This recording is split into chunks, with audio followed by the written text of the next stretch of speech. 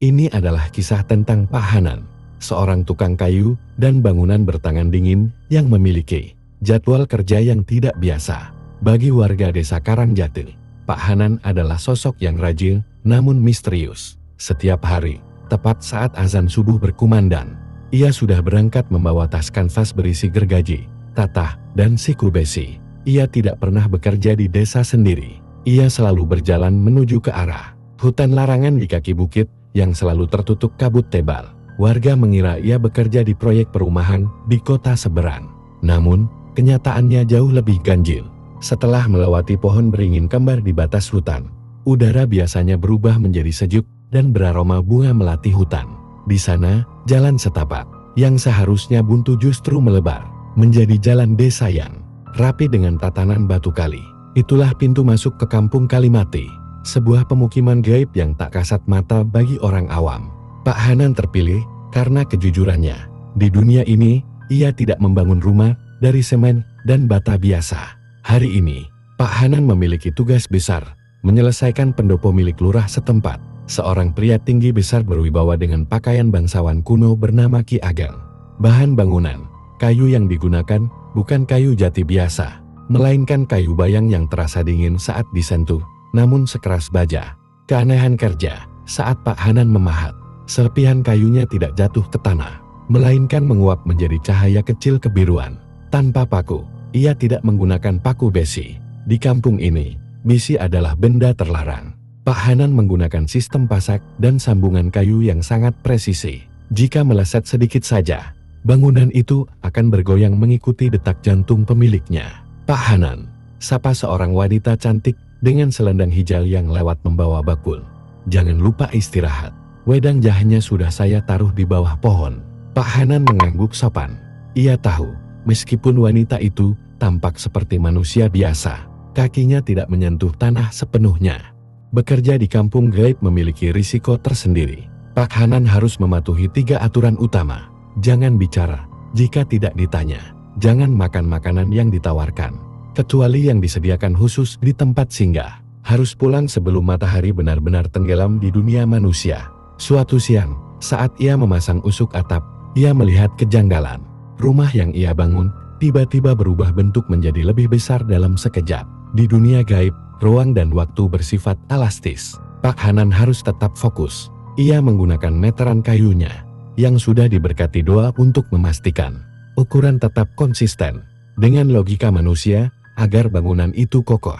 Sore hari, saat pekerjaan selesai, Ki Ageng menghampirinya. Ia memberikan sebuah kantong kain kecil yang terasa sangat ringan. Terima kasih, Hanan. Kejujuranmu adalah pondasi terkuat rumah ini, ucap Ki Ageng dengan suara yang bergema. Saat Pak Hanan melangkah keluar melewati beringin kembar dan kembali ke dunianya, kantong ringan itu tiba-tiba berubah menjadi sangat berat. Ketika dibuka di rumah, isinya bukanlah uang, melainkan kunyit tua. Namun, bagi Pak Hanan, ini bukan sekadar bumbu dapur. Saat ia mencucinya, kulit kunyit itu mengelupas, menampakkan kilau kuning murni emas batangan. Hingga kini, Pak Hanan tetap menjadi tukang yang paling dicari, bukan oleh manusia, melainkan oleh mereka yang membutuhkan tangan jujur.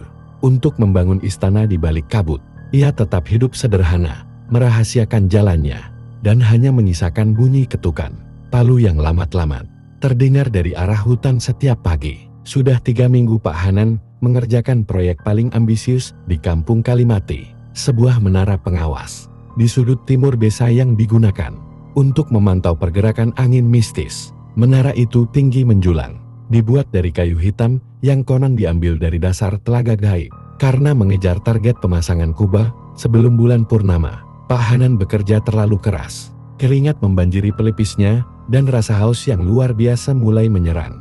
Saat ia turun dari perancah kayu, seorang pelayan muda dengan wajah pucat namun ramah mendekat. Ia membawa sebuah kendi tanah liat yang berembun, menandakan isinya sangat dingin dan segar. Minumlah, Pak Tukang. Hari ini sangat terik, bukan? Suara pelayan itu terdengar seperti nyanyian yang menidurkan logika. Dalam keadaan lelah yang amat sangat, Pak Hanan lupa pada aturan kedua. Ia menerima kendi itu dan meminum airnya. Rasanya luar biasa lebih segar dari mata air manapun di bumi. Namun, sesaat setelah tegukan terakhir, telinganya berdenging hebat. Pak Hanan kembali bekerja. Ia merasa tubuhnya menjadi sangat ringan dan tenaganya pulih berkali-kali lipat. Ia memahat, menyusun, dan memasang pasak dengan kecepatan yang tidak masuk akal. Ia begitu asik hingga ia tidak menyadari bahwa langit di kampung Kalimati tidak lagi berwarna ungu keemasan, melainkan berubah menjadi merah darah. Tiba-tiba, ia teringat aturan ketiga, pulang sebelum matahari tenggelam di dunia manusia.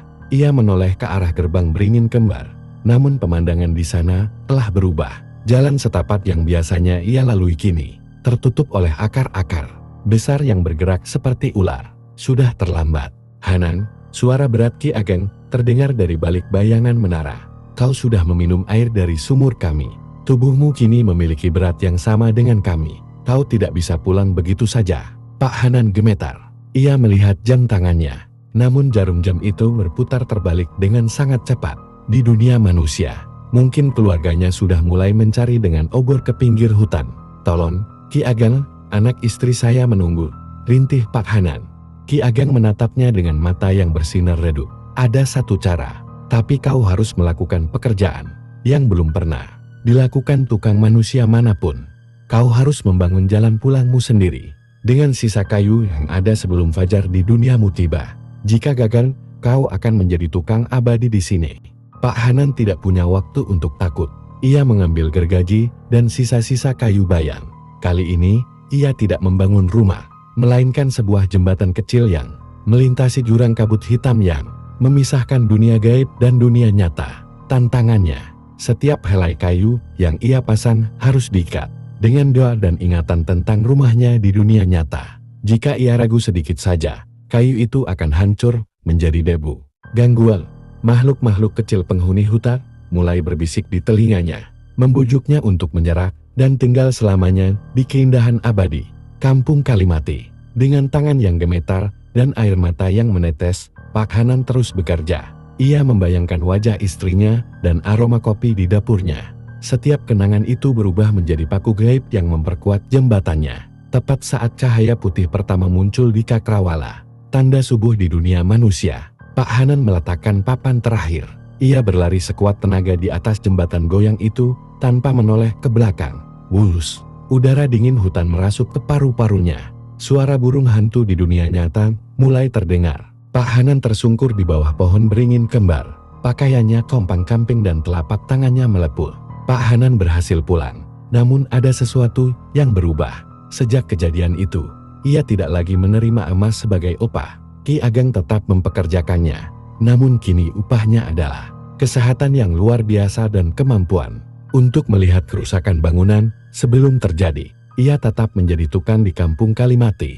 Namun kini ia selalu membawa botol minumnya sendiri dari rumah dan tak pernah lagi berani menoleh ke arah langit. Jika hari sudah mulai sore, waktu berlalu. Kecurigaan warga desa Karangjati bukanlah sesuatu yang meledak dalam semalam, melainkan tumbuh perlahan seperti lumut di dinding batu. 20 tahun telah berlalu sejak Pak Hanan pertama kali melintasi pohon beringin kembar itu. Anak-anak kecil yang dulu bermain kelereng di depan rumahnya kini sudah menjadi bapak-bapak yang bekerja di ladang. Namun, ada satu hal yang mengusik ketenangan desa. Wajah Pak Hanan sama sekali tidak berubah. Kulitnya tetap kencang, rambutnya tetap hitam legam tanpa sehelai pun uban, dan langkah kakinya masih seringan pemuda usia 20 tahun. Sementara itu, istrinya, Maksumi, mulai tampak menua dengan kerutan alami di wajahnya. Sementara itu, di warung kopi Mbah Darmo, bisik-bisik mulai memanas. Kalian lihat tidak? Pak Hanan memikul 3 batang kayu jati sendirian.